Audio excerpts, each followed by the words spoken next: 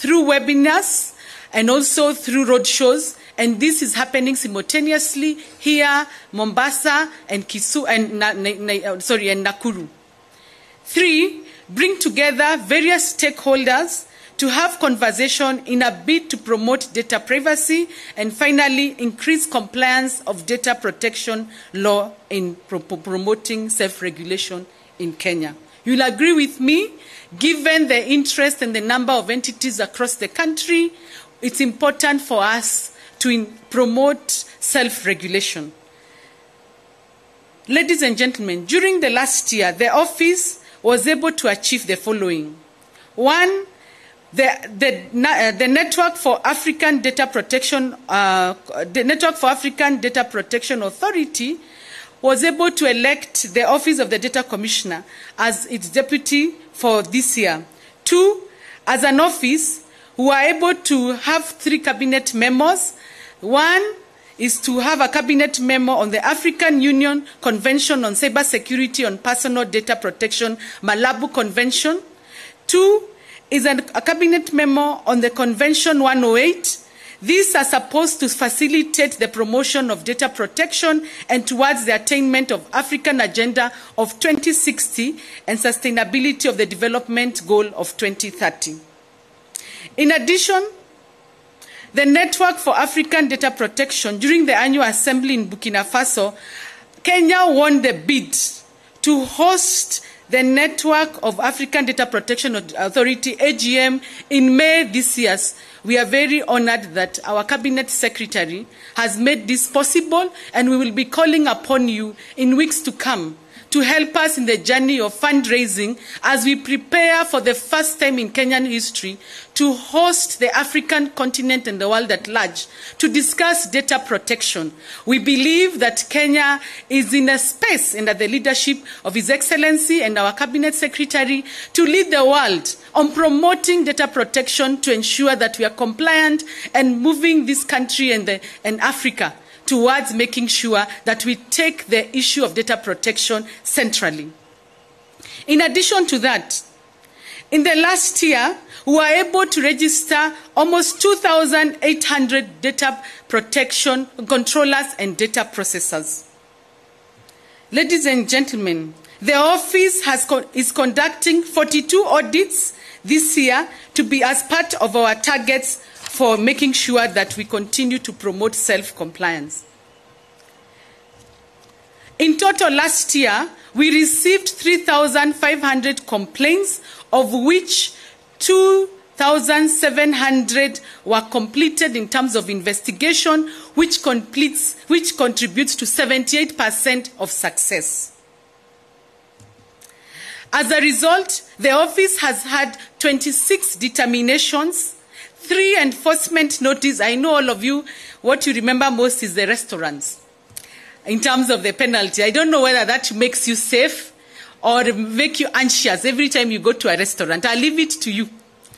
17 investigations were also concluded, were also disapproved and disallowed. Ladies and gentlemen, as an office, we have also embraced alternative dispute resolution, and so far we have had 5 cases referred to that.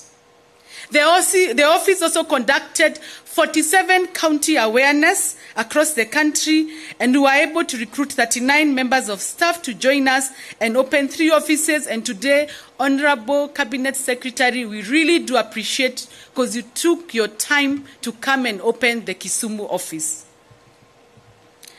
As part of making sure we be efficient and reduce cost, we have implemented the Enterprise Resource Planning System. In addition to that, we have a registration system which is online, and you can also file your complaint online.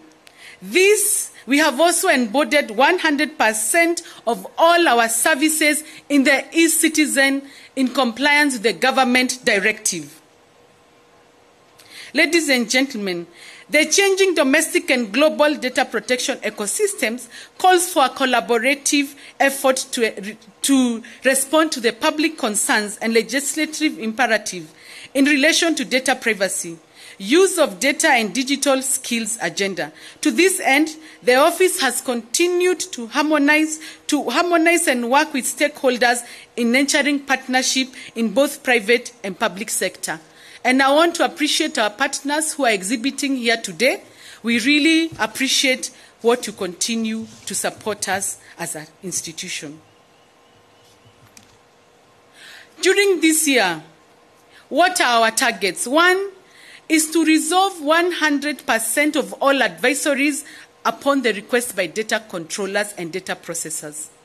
Review all data protection impact assessment submitted by data processors and data controllers in both government and private sector.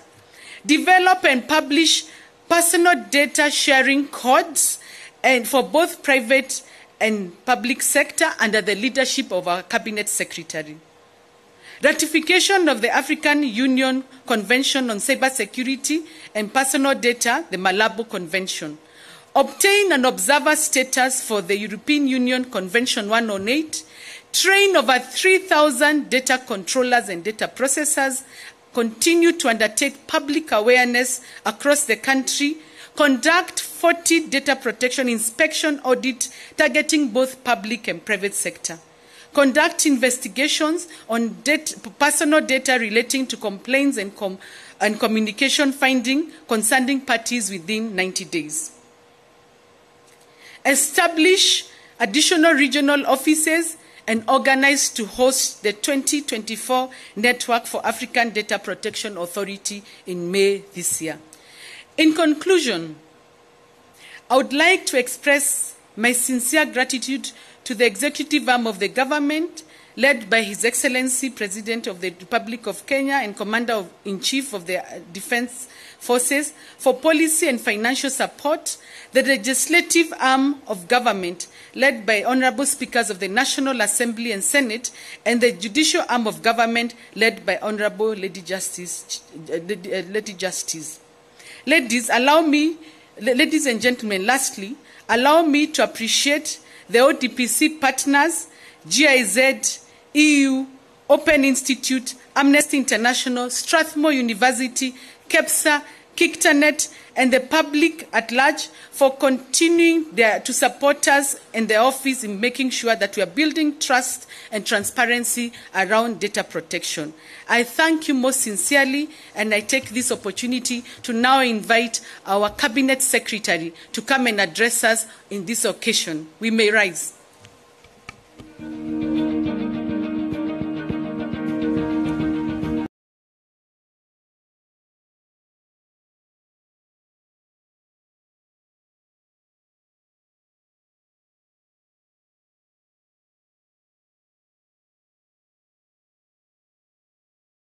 Policy to make Kenya a competitive knowledge-based economy. Please